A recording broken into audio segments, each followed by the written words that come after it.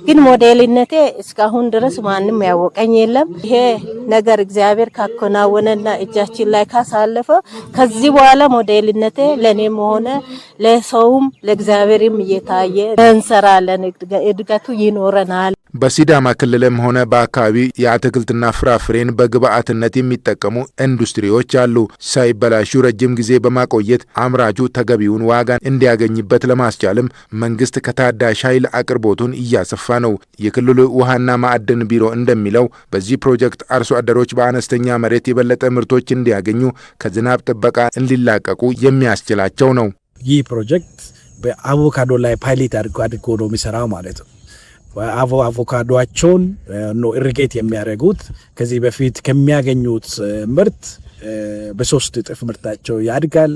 ለይርጋለም አግሮ ኢንዱስትሪ ፓርክ እና ሌላ ተቋማት አቮካዶአቸውን ያቀርባሉ ማለት ነው። የአቮካዶ ፕሮዳክቲቪቲ ይጨምራል። በአሰራዶ ሚሩ ቀበሌ ያለው ምርት በፊት ከቦአ ወንዝ በባህላዊ መስኖ ሲሰሩ የነበሩ አሁን በዘመናዊ መልኩ አትርፈው እንዲያመርቱና ያመረቱትም እንዲያቆይላቸው ልዩ የፀሐይ ኃይል ተስፋ ተሰጥቷቸዋል። በሌሊቾ ብቻ 680 አርሶ አደሮች በዝናብና በባህላዊ መስኖ አቮካዶን በ4 ቡድን ሆነው ያመርታሉ። ምቹ ሁኔታዎች ያሉን ደግሞ አልተጠቀምንም ነበር። ምቹ ሁኔታ ስለሌለን ማለት ነው። ለምሳሌ ውሃ አለ። ውሃ ደግሞ ለማምጣት አቅም የለም ለአርሶ አደር። ያ ስለሆነ አቮካዶ በስፋት ይመረታል እንዳልኩት።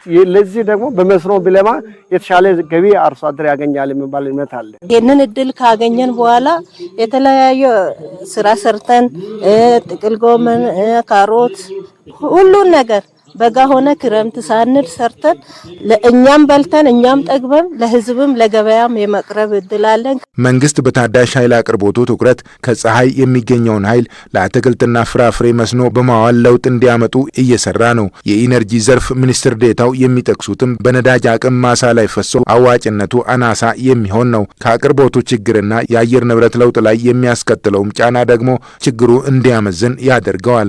ያሉን የኢነርጂ ምንጮችን በአጠቃላይ ስብጥራቸውን አስተካክለን መጠቀም የግድ እንገደዳለን ማለት ነው። ከምንም በላይ ደግሞ አሁን ዘንድሮ እንደምናውቀው በዓለማችን ላይ ከፍተኛ የሆነ የነዳጅ ቀውስ ተከስቷል። ስለዚህ ከዛ ችግር ለመላቀቅ አንዱና ትልቁ እንትናችን የሚሆነው ምንድነው ያሉን የተፈጥሮ ጸጋዎችን በአግባቡ መጠቀምና ማመንጨትና ለጥቅም ላይ ማዋል ይጠበቅብናል ነው። ከዚህ አንፃር አንዱ ሶላር ኢነርጂ ነው። የዜጎች የመለወጥ ፍላጎት እያደገ በመምጣቱ የኃይል ፍላጎታቸውን በዛው ልክ ጨምረዋል። ለአትክልትና ፍራፍሬ ኢንዱስትሪ ግብአት እስከ ታላላቅ ፋብሪካ ምግብ የሚሆነው ኢነርጂ ለነዚህ ማህበረሰብ ማቅረብ ላይ እየተሰራ ያለው ስራ ተስፋ ሰጪ ነው ተብሎለታል።